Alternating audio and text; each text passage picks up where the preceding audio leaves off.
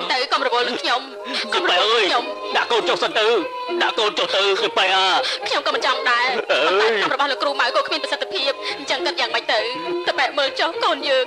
តបែមើលកូនយើងទៅពិបាកយ៉ាងណាយីបែអើយឯងក៏ធ្វើកូនភ័យណាដាក់កូនចុះទៅកូនពិបាកយ៉ាងនេះខ្ញុំជួយមិនបានខ្ញុំសុខចិត្ត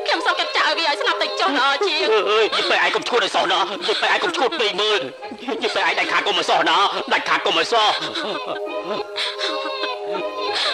អើយបែលេងដៃទៅជាសាច់ឈាមមកកើតរបស់ពួកយើងណាកុំធ្វើចឹងណាយីបែអើយកុំធ្វើចឹងមើលបែឯងកុំប្រេះផ្ដាស់ឲ្យសោះបានទេ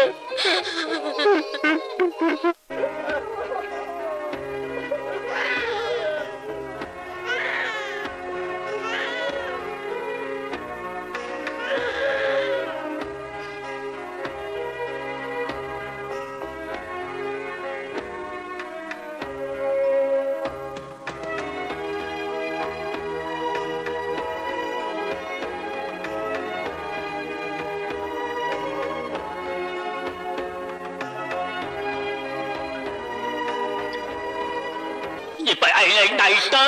បែឯងកុំរវល់នឹងខ្ញុំឆ្នាំរបស់លោកគ្រូម៉ៅគ្មានប្រសិទ្ធភាពទេខ្ញុំក៏មិនដឹងគិតយ៉ាងម៉េចដែរតែបែមើលកូនយើងចោះគឺលំបាកយ៉ាងណាខ្ញុំធ្វើបាច់នឹងដាច់ចិត្តយីបែកុំណាយីបែកុំធ្វើយ៉ាងនេះធ្វើកូនយើង20ណាយីបែកូនពិបាកយ៉ាងនេះខ្ញុំក៏មិនអាចជួយវាបានទៀតខ្ញុំសុខចិត្តចាក់វាឲ្យស្លាប់ទៅចុះយីបែឯងកុំឈួតពេកមើលលេងដៃយីបែលេងយីបែ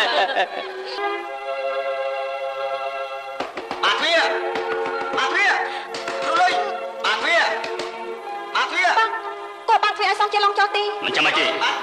ប៉ុន្តែពលរបស់ប្រជាជនរឿងឡើងវិញបាត់បង់ស្មារតីអស់ហើយគឺព្រោះតែយ៉ាងនេះហើយដើម្បីគេដឹងថាយើងមានសារៈសំខាន់ណាស់